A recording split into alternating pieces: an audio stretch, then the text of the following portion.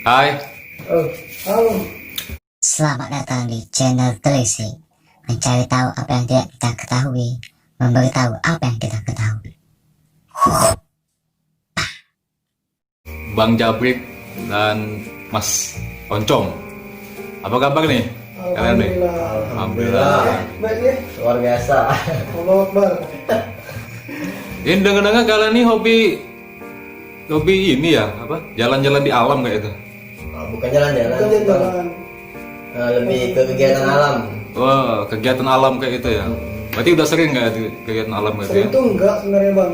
Cuma alhamdulillah Masuk hobi ya? termasuk hobi lah. Masuk Bisa hobi. dibilang itu hobi. Ya. Hobi. Berarti kalau udah sering kayak itu, sering dong terjadi kayak resiko-resiko tuh. Kalau di alam kan kita kan nggak tahu nih di alam nih. Di alam kan random di alam nih. Pasti banyak dong resiko-resikonya itu. Pasti itu. Pasti banyak. Itu pernah terjadi juga sebenarnya. Hmm. Di kegiatan kita di alam bebas itu pasti sering terjadi. Hmm. Jadi kalau kalian itu gimana tuh tindakinnya? Ini maksudnya yang resiko yang gimana nih bang? Resiko pada diri sendiri atau resiko dari alam? Dari alam dari Boleh Bang Jabrik dijelaskan? Misalkan kalau Dalam resiko- pendakian, dalam pendakian. pendakian, kegiatan alam bebas yang lagi mendaki gunung kan? Dari gunung ya. Sekarang lagi di mana itu? Udah nih Cok. Lagi di gunung sana. Ya, lagi naik Lagi kan? naik gunung, lagi mendaki gunung. Berapa dulu Cok? Lanjut Resiko tadi. di dalam pendakian.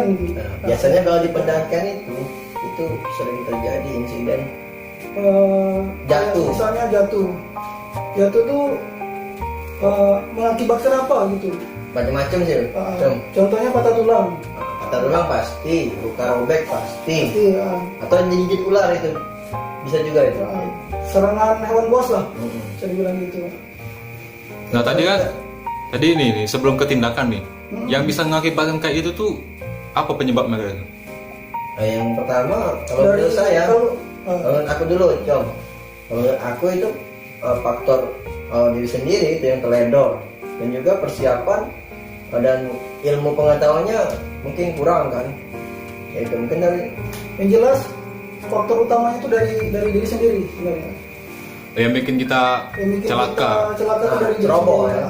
Yang kedua dari faktor alam, faktor cuaca bisa seandainya pada saat mendaki gunung tuh lagi hujan deras atau turun atau daki kepleset, itu faktor cuaca yang paling pokok itu faktor cuaca.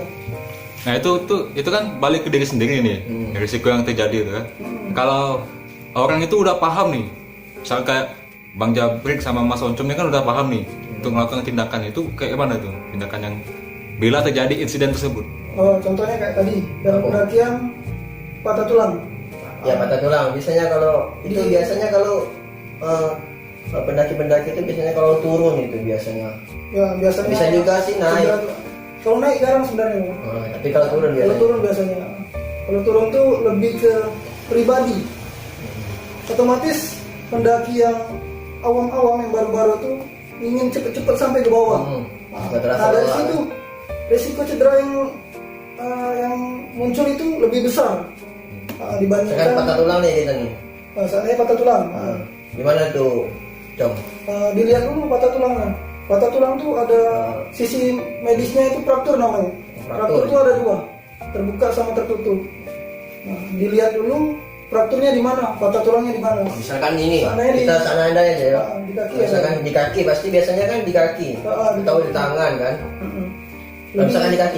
Di kaki aja dulu. Frakturnya di kaki. Di kaki ini ada tulang, kalau di bahasa awamnya betis. Di Berarti. sini tulang tibia sama fibula. Seandainya fraktur tibia atau fibula, tindakan pertama yang harus dilakukan itu jangan digerakkan dulu. Oh, jadi diamin dulu. Diamin dulu, cari bantuan minimal 2 orang.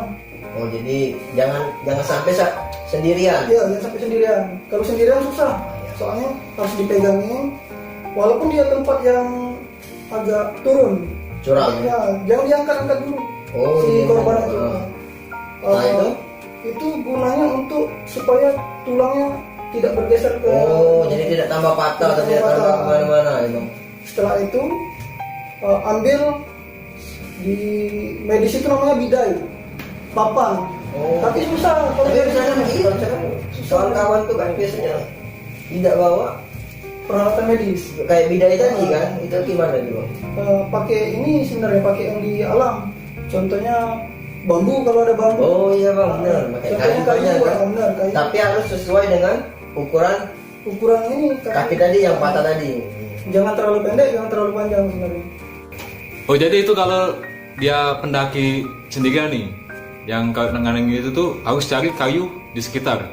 Benar. Ya itu tuh kalau Kalau di alam kan nggak ada ini, nggak ada kayak bidai tadi. Kayak kalau papan orang itu tersebut nggak tidak ada. bawa peralatan medis, semacam bidai tadi kan, Jadi gunakan yang ada di alam. Contohnya itu ranting pohon bisa. bisa, tapi yang keras. Ya yang keras, yang benar. Yang keras sama yang kuat. Ya, kalau yang lembut otomatis Patah. lagi tambah parah kan. Oh jadi itu masalah patah kaki ya, sama dengan kayak patah tangan gitu. Kurang lebih sama. tangan. Tapi ya, ada lagi tindakan selanjutnya setelah patah kaki tadi kan, di bidai kan. Di bidai terlebih dahulu sudah dapat kayu yang panjang, yang keras, diikat. Pakai ini. Kalau misalkan Pendaki itu biasanya kalau anak-anak organisasi itu ada yang namanya strap atau tali perusik ya. atau tali perusik. Kalau emang dua-dua itu Nggak ada, nggak ada, bisa pakai ranting sih, tapi yang kuat. Akar ranting yang kuat itu kan, bisa pakai baju sebenarnya. ya bisa. Oh, ya walaupun bisa lah dari sekitaran mungkin kan yang sudah dikasih tahu tadi sama kalian. Nah selain dari patah kaki, insiden yang terjadi itu saat mendaki kan? Nah, Selain patah kaki, insiden apa lagi yang sering terjadi? pasti luka robek. Luka Itu robek. pasti tuh. Luka robek tuh bukan Atau luka kayak lecet. Iya, kayak lecet kan, kita masih bisa kan. diatasi ya. Kalau luka Kalau robek itu kan pasti pendarahan. pasti. Lebih parah patah kaki atau robek? Sebenarnya patah kaki. Sebenarnya parah semua, tapi Iya. lebih parahnya lagi patah kaki. Kalau robek tadi kayak mana? Kalau robek, tindakan pertama yang harus dilakukan itu dilihat dulu pendarahannya. Kira-kira ada pendarahan atau tidak. Kalau seandainya ada pendarahan, atasi dulu pendarahannya. Misalkan contoh nih Bang, aku Contohnya? di mana nih Bang?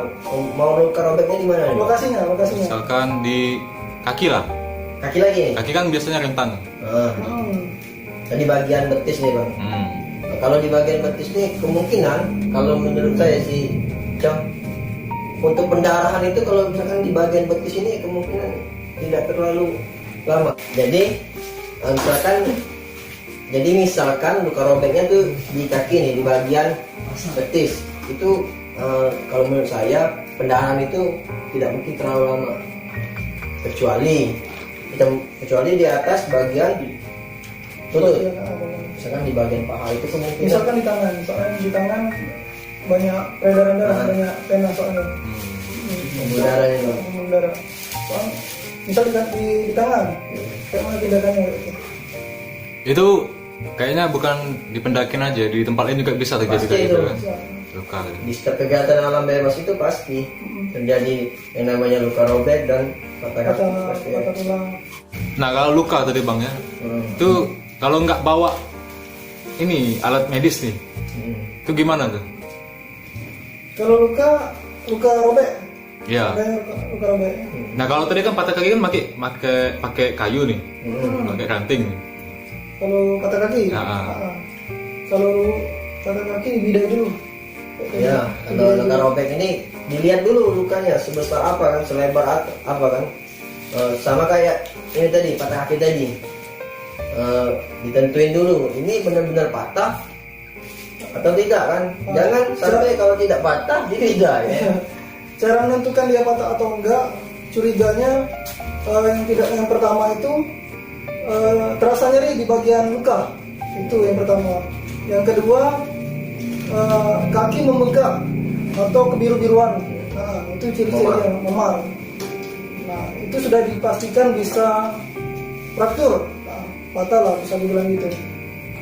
Sudah itu tindakan yang tadi dibidai, sudah diikat, baru dibawa ke bawah. Oh beda dengan luka tuh, kalau luka lebih jelas ya kelihatan. Kalau luka lebih jelas. Nah, luka itu Kalau fraktur tadi lebih sulit dibandingkan luka sebenarnya. dari cara tindakannya untuk melakukan pertolongan pertama dan cara mengevakuasinya ke bawah. Itu tidak asal-asalan, Benar. harus sesuai itu. Dan luka robek tadi kita tentuin dulu lebar luka itu berapa lebarnya, Berapa besar? atau cenderung luka ini merambat lebar lebih jauh, itu kemungkinan nambah atau tidak. Besar atau tidak? Kalau misalkan sudah ditentuin itu, sudah tahu nih lukanya lebarnya mungkin 5 cm. 5 cm. 5 cm. Jadi centimeter sudah tahu. Lihat pendarahannya dulu. Lihat pendarahan dulu. Lihat pendarahannya dulu. Lihat pendarahan terlebih dahulu. Kalau seandainya luka itu pendarahan aktif, tindakan pertama yang harus dilakukan itu didet terlebih dahulu. Dedetnya itu menggunakan kalau di dunia medis itu pakai kasa steril. Tapi kalau di alam susah. Tapi biasanya sih pengalaman saya sih, Cam, kalau ada yang kayak gitu, kalau nggak bawa kasa steril, itu biasanya minta sama cewek tuh, roti Jepang. Iya benar. Bisa. Kalau misalnya nggak ada pakai baju bersih. Bisa. Softtek ya, softtek. Gitu. Kalau nggak ada pakai baju bersih bisa ditutup dulu, lama-lama sampai darahnya berhenti. Baru dilakukan tindakan pembersihan sekitar luka. Nah itu kan ya insiden terjadi yang mungkin bisa dari kelalaian ya, kelalaian dari pendaki.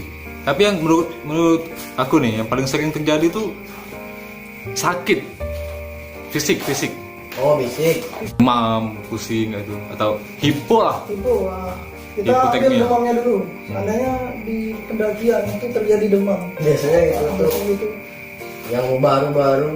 Kalau saya selama pendakian pasti bawa bekal, obat-obatan gitu bang. Sedia payung sebelum hujan. sebelum badai. Oh jadi harus Paracetamol itu ya, bang. P3K tuh penting ya. Penting itu. Penting itu. Jadi ngomongin P3K tuh apa aja yang di dalam P3K itu? Yang pertama obat-obatan. Yang jelas kalau saya pribadi obat demam itu harus dibawa. Pereda nyeri kayak asam efenamat, anti nyeri, betadine itu perlu, betadine kasa, plester, gunting gitu. Nah, yang mungkin bisa dibawa dalam kotak. Kalau kita bawanya infus kan mungkin kebesaran, tapi kita pernah bawa infus. Karena kami selalu siaga sebelum perang. Jadi kami pernah bawa infus di dalam pendakian. Itu tahun berapa? Tahun kemarin kayaknya. 2019 ke 2020. Oh ya. Oh bukan. 2018 ke 2019 itu pernah kita infus. Oh ya. Benar. Bawa impus. Iya. Atau jangan-jangan kalian ini dokter Bukan. atau penjual impus kalian? Bukan. Kami ini harus siap. Jadi Kalau tidak siap, Segala jadi kami ini lebih baik kami susah di bawah daripada kami susah di atas. Jadi lebih baik kami siap-siap dari bawah untuk perang di atas. Itu bahasanya kan. Berarti kalian bisa pakai infus. Oh, bisa. Gimana itu? Apa mau tahu? Apa mau tahu? Iya dong. Itu. Tipu emang ini. Yang jelas bawa infus. Kalau seandainya ada teman kita lemes atau kecapean dalam pendakian, kita bisa infus teman kita itu menggunakan prakteknya jam. Gimana tuh cara infus tuh? Infus. Biar teman-temannya tahu kan ilmu dasar. Tapi infus tuh banyak macamnya. Kalau seandainya teman lemas itu diinfusnya ada cairannya. Oh. Ada cairan D5 itu. Cuma yang biasa itu nih. tambah gula. Seandainya itu aja dulu. Dia lemas, otomatis harus ditambah cairan gula. Kita pakai D5. Gimana nih? Misalkan ini nih, saya harus Pasiennya. diinfus. Harus diinfus gimana nih coba? Langsung aja dipasang infus, siapin aboketnya terlebih dahulu. Bawa kapas steril atau alkohol. Setelah itu tusukkan aboket ke pena. Ke pena Di yang nantinya kanan, lebih lurus. yang penanya lurus. Lurus. Ditusukkan, sudah ditusukkan. Kalau masuk sudah ditunggu. Oh, ditunggu. Nah, ditunggu dulu sampai infus sampai minimal itu 8 jam. Itu untuk persiapan lebih kan. Nah, Tapi kalau untuk persiapan yang kalau untuk sekedar ini aja pendakian biasa, kalau nggak ngerti pas masang infus itu pakai alat-alat P3K biasa. Ya sekarang kan udah banyak nih yang anak-anak baru mencoba Betul-betul. mendaki ya. Kan mereka belum tahu nih, dan juga pasti mereka tuh lebih rentan terkena hipotermia. Itu gimana tuh untuk menindaklanjutinya? Itu pernah terjadi di Abang oh itu iya pernah itu. Itu tahun berapa? tahun 14. 2014 itu kita daki bareng itu. Di Besar bukan? Jadi kalau yang kata abang tadi, yang baru-baru anak-anak yang baru mendaki itu, kalau menurut saya sih bang, Saran lebih ke saran. lebih ke saran ini. Saya bukan sok jagoan atau sok hebat. Saya kasihan kayak itu. Kenapa? Karena anak-anak baru yang mau mendaki ini tujuannya itu beda dengan teman-teman yang lain kan. Anak-anak baru ini mungkin lihat temannya udah naik ke atas, pengen naik tanpa persiapan apapun. Jadi resiko semua ditanggung, diterima resiko tadi. Itu yang bakal kasihan. Itu sepertinya bukan kami sih. Mau bapak yang nanti evakuasi kayak Basarnas, kayak tentara kayak Taruna setempat, dan itu kasihan ya. Jadi sebelum mendaki itu harus dibekali dulu ya. Iya, lebih baik dibekali dulu. Tolong bang dikasih bekal untuk menghadapi hipotermia. Ini bekal. Jadi kalau hipotermia, simple sih kalau hipotermia itu, jaga kondisi tubuh supaya tetap hangat. tetap hangat, dan jangan sampai ke titik lemas terendah. Jadi jaga terus stamina biar kuat. Biar kuat. Jadi hipotermia kan Itu pasti baju si korban itu pasti basah bang. ya pasti itu. Pasti basah. Kalau sudah basah itu lebih baik diganti. Dilepas dulu, diganti sama yang kering. Nah kalau tanda-tandanya mau hipo nih, mana tuh? Kalau menurut saya sih, kalau pernah saya alami sih Pribadi ya? Ya pribadi. Tidak, ini teman-teman itu Teman-teman. kan. Biasanya gejala orang yang terkena hipo ini, pertama dia jarang ngomong. Pertama jarang ngomong, Menggigil, pucat. Nah yang terakhir Pucat apa pucat? pucat. Yang terakhir memang yang bisa digerakin cuma mata ya. Untuk anggota gerak tubuh yang lain tuh kaku biasanya. Jadi matanya yang bisa melirik. Itu untuk ngomong juga masih menggigil. Kaku. Jadi itu harus cepat-cepat Dihangatkan. Bahasanya dihangatkan, cepat-cepat dikasih tindakan. Nah itu gimana tuh? Soalnya pernah terjadi nih kejadian ada yang hipo, terus cara menghangatinya tuh dengan cara yang salah. Cewek yang hipo, tapi dihangatkan dengan cara disetubuhi. Itu parah itu bang. Itu mengambil kesempatan dalam kesempitan. Parah itu. Itu bahaya itu. Ada teman kita dulu. Enggak tahu. Jadi ya harusnya gimana tuh ketika sudah teman kita hipo nih? Teman kita nih, oncom hipo. Tindakan yang harus saya lakukan pertama kali, memastikan pakaiannya hangat, kering. Jadi kita ganti pakaian yang basah tadi, kita ganti ke pakaian yang hangat. Celananya juga. Celananya pasti. Pokoknya yang bagian tubuh yang dipakai yang basah kita harus ganti. Setelah itu suruh teman-teman untuk buat air hangat atau teh hangat atau. Nah, dan yang paling penting harus pastikan si korban tetap sadar. Harus tetap sadar. Entah itu dipukul atau diajak ngobrol, terserah. Pokoknya yang penting sadar. Jadi teman-teman sudah masak air hangat, kita mungkin air hangat tadi ditaruh di telapak tangan bisa. Dituangkan di termos untuk di sekitar ketiak, kanan kiri, di kaki, atau setelah itu kalau masih sambil menunggu air itu mendidih, tindakannya paling di tepuk-tepuk dipukul. ya. untuk mengatasi supaya nggak kedinginan. Kalau mas memang masih kedinginan, itu misalkan oncom kan cowok kan, ya kita sebagai teman, ya kita peluk, kita ini apa nih? Ini gosok-gosok tangan, telapak kaki kita gosok-gosok. Dipeluk dengan sesama jenis ya, Iya. Ya. bukan lawan jenis ya. Kalau lawan jenis saya juga mau. Kalau emang ada orang dua yang naik nih bang, Oh, iya. yang naik, yang korbannya ini cowok, cewek. Nah, yang teman satu lagi cowok. Jadi yang korbannya cewek, kalau emang perlu dipeluk, sebenarnya sih kalau menurut saya itu peluk aja nggak apa-apa. Tapi Dengan cara dengan niat, untuk nolong. Nah, dengan niat nolong. niat untuk nolong. kalau niatnya bertengkean kan parah itu. Itu Ya, benar. kita kan nggak tahu, siapa tahu dia nganceng. Nah, kalau udah di alam bebas itu nggak ada lagi pikiran di situ, Bang. Pasti pikirannya untuk nolong. Yang penting selamat ya. Yang penting teman kita selamat dulu. Kayak itu sih bang, kalau menurut saya hipotermia itu.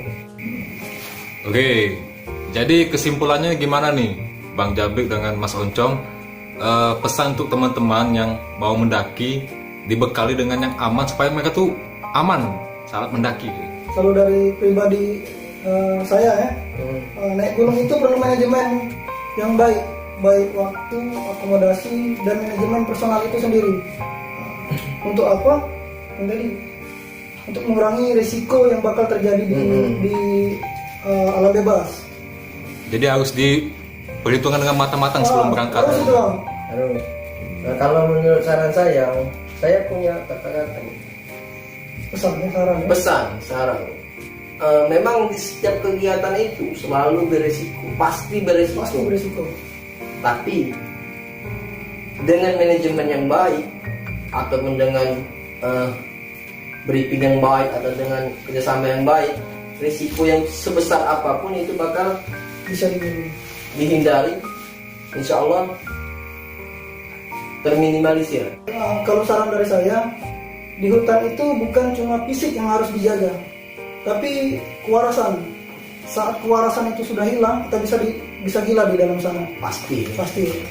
Jadi Jangan sampai hilang. ada satu lagi. Yang terakhir, hidup itu tentang rencana. Pada hakikatnya rencana dalam pendakian itu adalah pulang ke rumah. Yang paling penting itu rencana pulang ke rumahnya itu. Jangan rencana pulang ke kemana-mana, potong itu loh.